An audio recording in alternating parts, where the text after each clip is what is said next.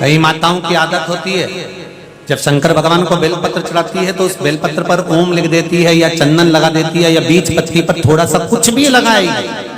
भले चावल का दाना लगाएगी, भले वो चंदन लगाएगी, भले वो अष्टगंध लगाएगी, गुलाल लगा देगी, अबीर लगा देगी, कुछ भी लगाकर उस जगह पर लगाकर फिर भगवान को चढ़ाए। वो व्यक्ति जो भगवान शंकर को बेलपत्र जब समर्पित करता है और बीच की पत्ती पर चंदन लगाकर मध्यस्थ जोड़ पर शहद लगाकर शिव को जब समर्पित करता है तो उसका भाग्य कितना भी विपरीत चल रहा हो, उसकी किस्मत की देखा कितनी भी विरोधी, कितनी भी विपरीत चल रही हो, वो अपने आप सुलझ जाती है, अपने आप सुधर जाती है।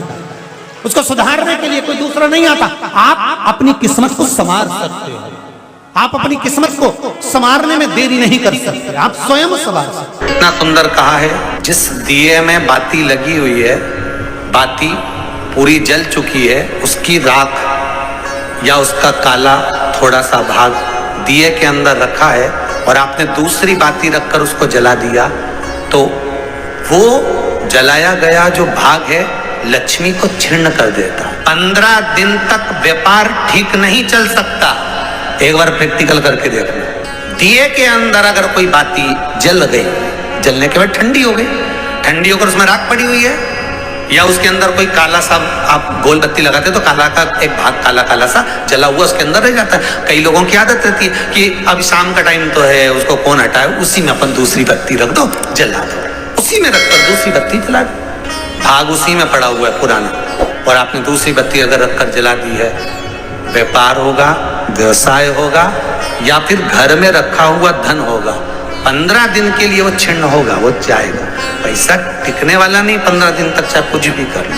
कई लोग कहते भी होंगे कि हमारी दुकान तो 8 दिन तो अच्छी चलती, 8 दिन के बाद नए क्या हो जाता है, 15 दिन अच्छी चलती, 15 दिन के बाद नया जाने क्या हो जाता है। तो उसमें गलती ढूंढो कि हम गलती क्या कर रहे हैं। नहीं तो व्यापार तो अच्छा चल रहा है, ग्राहक भी आ रहे हैं, सब कुछ होता है। जब 15 दिन ग्राहक आते हैं तो 15 दिन क्यों नहीं आते, 8 दिन ग्राहक आते हैं तो 8 दिन क्यों नहीं आते, उसके पीछे तुम्हारा कोई कारण होगा। फिर अपनी गलती को ढूंढो कि हमारी गलती क्या बोले। या तो बहू है, या सास, या घर में रहने वाला कोई व्यक्ति, या घर के बच्चे दिए में दिया रखकर जला देते, मतलब उस बाती को फिर रखकर जला दिया, तो अब उसको तो तुम्हें भोगना है। अब उनको नहीं मालूम कि गलती क्या हो रही, गलती अपन कर रहे हैं। कितना सुंदर संवाद है वहां, बहुत ध्यान दीजिएगा जरा।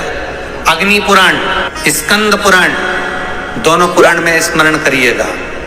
कार्तिक खंड स्कंद पुराण का पढ़िए और अग्नि पुराण का भाग पढ़िए। बेलपत्री का पेड़ हो, पीपल का पेड़ हो, बड़ का वृक्ष हो, चाहे आंवले का वृक्ष हो, चाहे घर मंदिर से बाहर जाकर, अर्थात घर से बाहर जाकर, मंदिर से बाहर जाकर खुले में अगर आप कोई दिया जला रहे हो, दीप प्रकट कर रहे हो, तो उसमें इतना घी, इतना तेल मत डालकर जलाना कि दिया ठंडा हो जाए और तेल और घी उसमें पड़ा की पड़ा रह जाए। कई बार आपके साथ में भी हुआ होगा, आप दशा माता की पूजन करने गए हो, या पीपल की पूजन करने गए हो, या वृक्ष की पूजन करने गए, आंवले की पूजन करने गए, बेलपत्री का पूजन करने गए, तुमने तो दिए में घी डाल लिया ज्यादा, बत्ती भी लगा दी तुमने, और इस भाव से लगाई कि जलेगा थोड़ी देर तक, और मालूम पड़े तुम्हारी पूजन हुई, हवा का वेग आया, दिया ठंडा हो गया और उसमें घी पड़ा रह गया, उसमें तेल पड़ा रह गया। महाराज, जिस व्यक्ति ने दिया लगाया,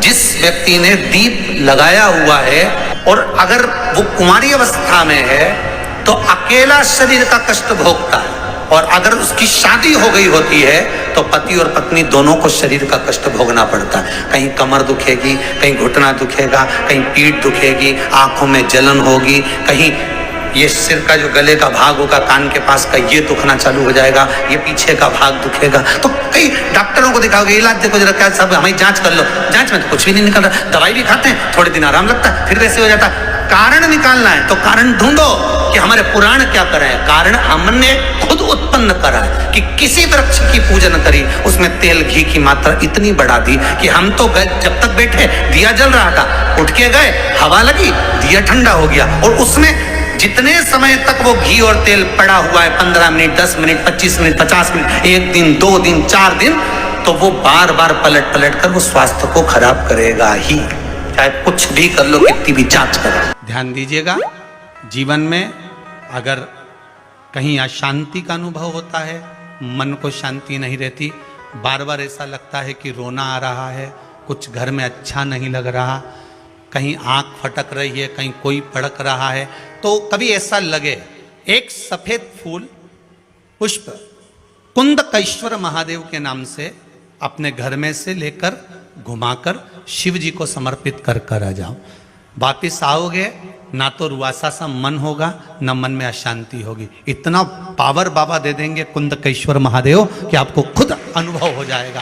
केवल एक पुष्प श्वेत कुंदकेश्वर महादेव। कुंदकेश्वर महादेव कोई साधारण नहीं है। जिनके घर में ज्यादा रोग हो, बीमारी हो, ज्यादा तकलीफें आ रही हो, कष्ट बढ़ रहा हो, बीमारियां बढ़ रही हो, या भय लग रहा हो, डर लग रहा हो, हृदय चित्त में कहीं ना कहीं आपको भय का भान हो रहा हो, तो एक लोटा पानी एक कलश में जल भर कर रख लीजिए और रात भर उसको रखे रहने दो। नवरात्र चल रहा है, उस कलश को रात भर रखकर सुबह सुबह उस कलश में एक बेलपत्र डालकर उस जल को नीम के पेड़ के नीचे, जहां नवरात्रि में नीम के पेड़ के नीचे सारी विद्याएं, आद्य शक्तियां, सारी देवी उस नीम के पेड़ के नीचे विराजमान रहती हैं। उस कलश में एक बेलपत्र डालकर रात भर रखकर उस जल को पूरे घर में घुमाकर उस नीम के पेड़ के नीचे समर्पित कर दीजिए महाराज। घर में भय लगना बंद हो जाएगा, कोई बड़ी बीमारी आपको घेरेगी नहीं और उस बीमारी से, उस रोग से आप मुक्त रहेंगे।